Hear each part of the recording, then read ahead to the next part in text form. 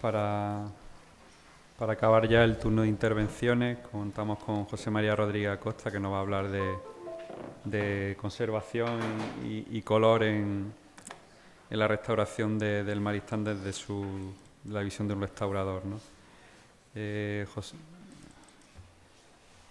José María es titulado por el Instituto per el Arte y el Restauro en Florencia, graduado en Restauración y Conservación de Bienes Culturales.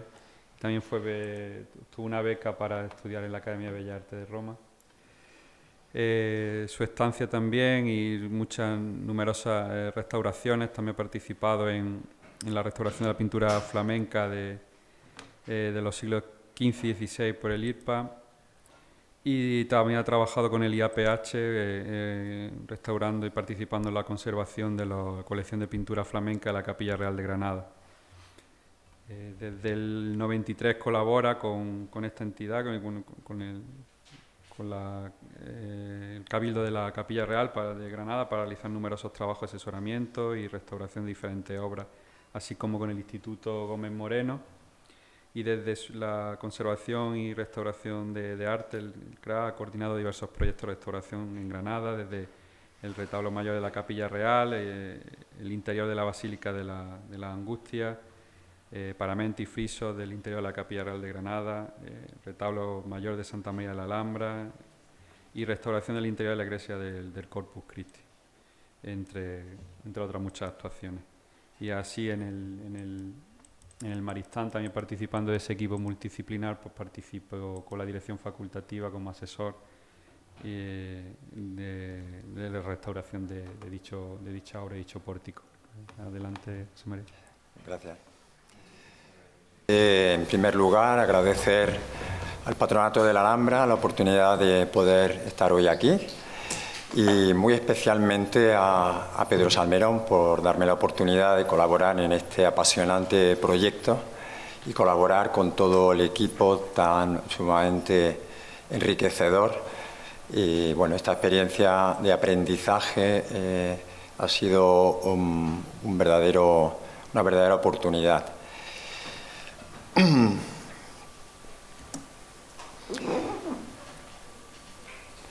Bueno, ya se ha hablado anteriormente de la historia material de este edificio y del estado de conservación, del catastrófico estado de conservación en el que ha llegado a nosotros en estos días, especialmente en los 2 últimos siglos, que han sido muy destructivos. Entonces, bueno, la colaboración mía en este proyecto se basa fundamentalmente en la conservación de los elementos de valor histórico-artístico que han perdurado, que todavía quedan en el edificio, en el pórtico sur. ¿Cuáles son esos elementos? Pues básicamente los alfarjes, con todos sus elementos, las vigas, las zapatas que hay sobre los pilares, los propios pilares, pero también los restos de pavimento que han emergido con la investigación arqueológica, así como en el paramento del edificio, la consolidación de los revocos, que aun no siendo originales de época nazarí, pero es evidente que forman parte de la historia material del edificio y por lo tanto son materiales y zonas a conservar.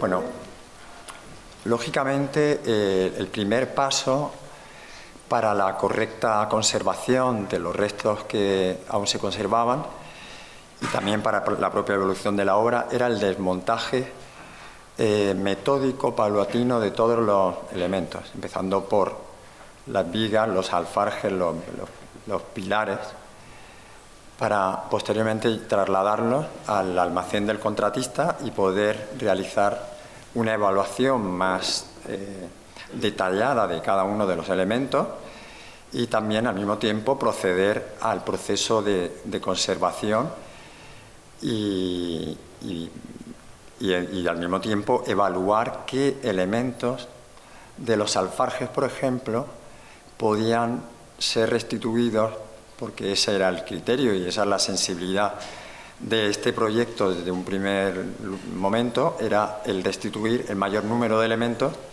en su ubicación original. Pero claro, esto limita mucho por las necesidades de la obra.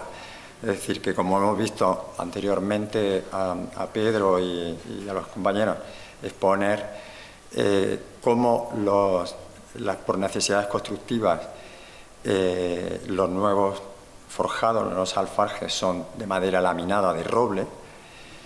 Las zapatas se han hecho por razones, ya que tienen otras características y había que reproducir una serie con un criterio discernible, por supuesto, una serie de decoraciones para, digamos, asemejarlos a los originales. Todo esto, eso se hizo con madera reciclada, como hemos visto, incluso la tablazón se ha hecho con madera de pino nueva. No solamente ha sido una importante la definición y el alcance de la intervención en cada uno de los elementos originales, que todos serán conservados, sino que también los que luego van a ser inseridos o reubicados en su lugar original tienen que casar bien con los nuevos elementos, con las nuevas maderas. Es decir, si tenemos por una parte madera de roble laminada, tenemos madera de pino reciclada y madera de pino de buena calidad pero nueva para la tablazón.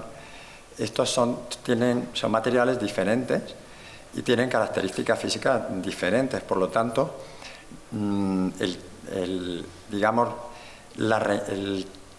la intervención final de color ha sido también muy importante en este sentido, porque de alguna manera, siempre manteniendo un criterio, digamos, discernible para no crear confusión, pero sí era necesario acercar cromáticamente todos estos elementos, que, como digo, tienen características físicas diferentes. Por lo tanto, los tintes, que en este caso se han empleado lasuras de poro abierto con un tintado especial. Lógicamente, la madera ha recogido esos tintes de manera diferente, ¿no? Entonces, ¿qué se hizo también? Un repertorio de pruebas muy importante para visualizar cómo iba a funcionar esa relación entre unos materiales y otros para que tuviese una buena lectura final y pudiéramos después observar y poder ver lo que es original, que por una parte sea discernible y que por otra parte se encaje bien en el conjunto. Si nos vamos a comentar un poco el estado de conservación de los alfarjes, pues ya lo ha comentado mi compañero Paco antes. Teníamos numerosos problemas. Uno de los principales era la pudrición por hongos, pudrición parda, de las cabezas de los pares. Esto ya condiciona muchísimo, pero la pudrición no solamente se limitaba a las cabezas, sino que en algunos puntos también avanzaba mucho más. Teníamos también ataques de insectos xilófagos muy importantes, con una gran destrucción del material y de la densidad. Teníamos también, se aprecia en la fotografía al fondo, en segundo plano, deformaciones por flectado de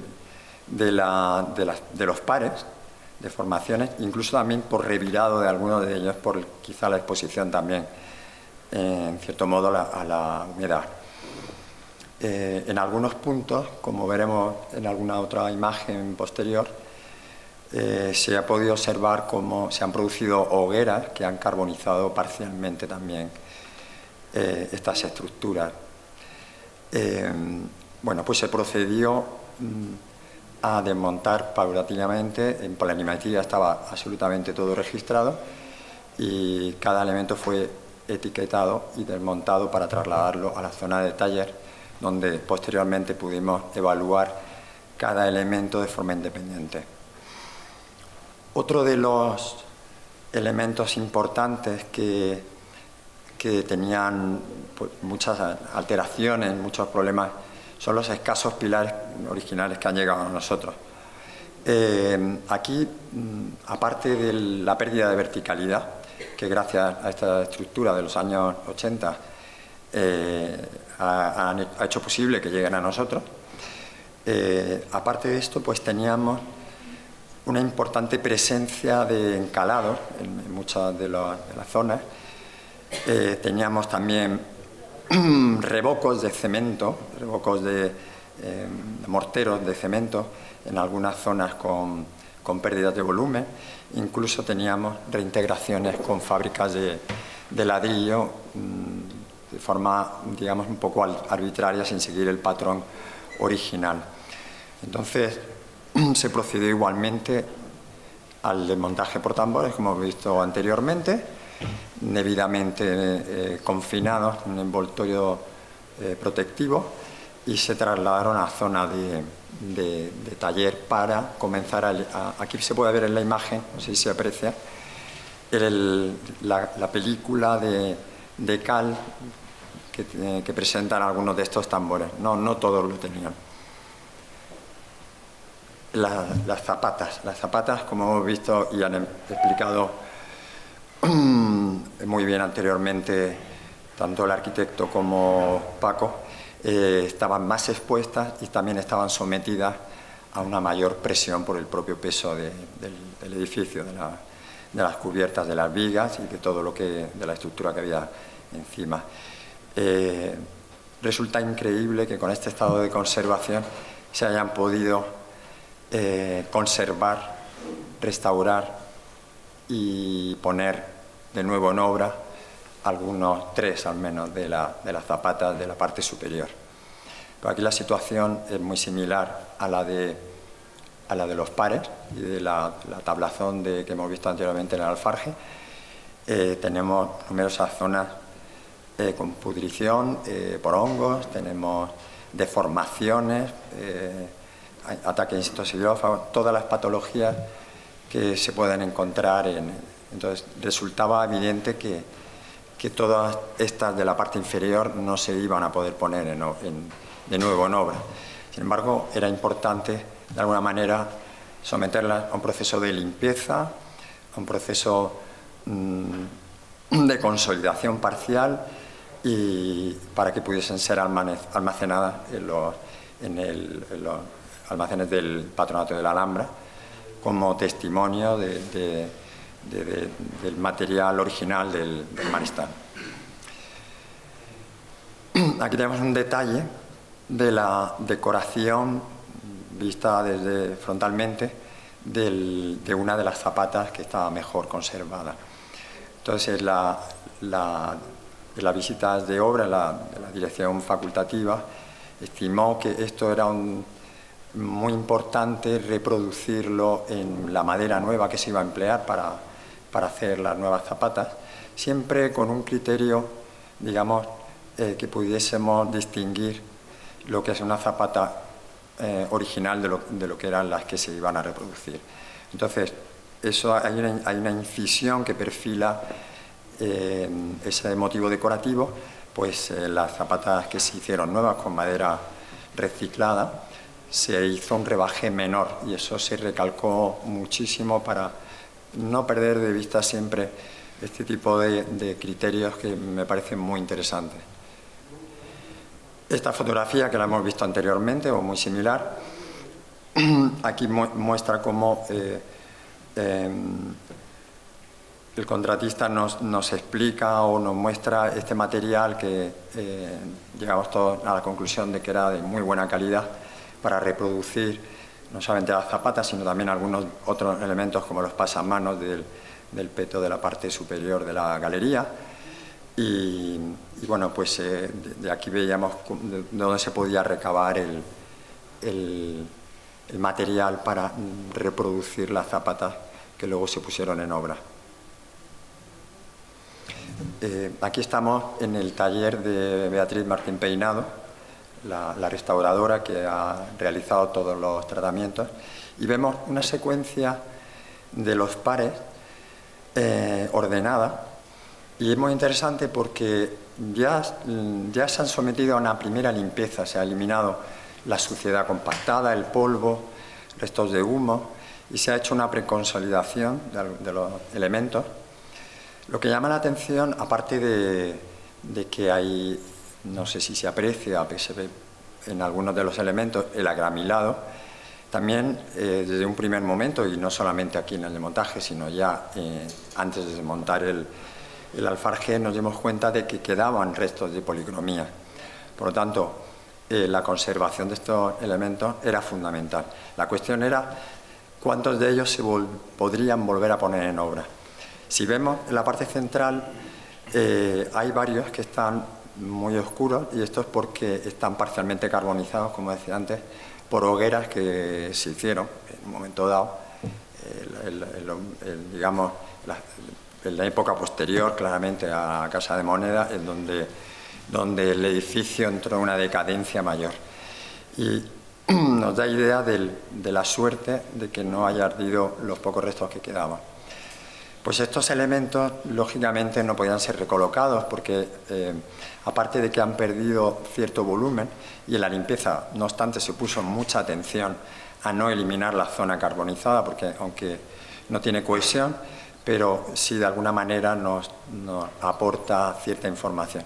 Sin embargo, no podían ser colocados porque cromáticamente se habrían salido de la exigencia que buscábamos para la reubicación de los elementos. Tampoco se pudieron colocar todos aquellos pares que tuvieran un flectado superior a unos determinados grados, porque no habrían sido viables y no habrían podido cumplir la función constructiva que también se requiere, ¿no? Es evidente que algunas de las cabezas, aquí lo vemos en la fotografía, algunas de las cabezas, como hemos visto, de los pares, tuvieron que ser eliminadas porque no cumplían imposible que cumplieran la función que se requiere para un elemento que va a ser nuevamente puesto en obra. Entonces, esto se hizo mediante injertado con madera de roble laminado y reforzado con varillas de fibra de vidrio. Pero aquí estamos viendo uno de los pares que se va a recolocar. Esto es una primera muestra a la dirección facultativa, donde se ve que se ha practicado una acanaladura en la parte superior del elemento para inserir un perfil en forma de T laminado que refuerza un poco, le da una cierta cohesión a la estructura. Esto es, digamos, es ir un poco más allá de lo que habitualmente se supone que es una actuación de conservación sobre un elemento de valor histórico-artístico, pero era necesario hacer esto para poder reubicar los elementos. Entonces, ese perfil se rellenó posteriormente, se colocó un encofrado de madera para impedir que saliese el material y se hizo un relleno mediante resinas epoxídicas para darle una mayor cohesión al elemento y que pudiera ser puesto posteriormente en obra. Los pilares empiezan a regresar después de unas primeras intervenciones de eliminación de material ajeno al original, de morteros de cemento, se hizo una labor importante de reposición de volúmenes perdidos, tanto con morteros de cal, por supuesto, de cal hidráulica, y también inseriendo fábrica de ladrillo, siguiendo el patrón constructivo que requería. Si vemos aquí uno en el detalle, lógicamente los morteros de terminación se aplicaron posteriormente, evidentemente, cuando todo ya estaba montado de nuevo. Entonces, ahí, bueno, por siempre el debate permanente sobre la coloración de los morteros, digamos, el tono natural de las cales y procurando siempre introducir lo menos posible de todo lo que sea material ajeno, ¿no? Ajeno me refiero en cuanto a pigmentos o tintes que pudieran, digamos, alterar de alguna manera los morteros.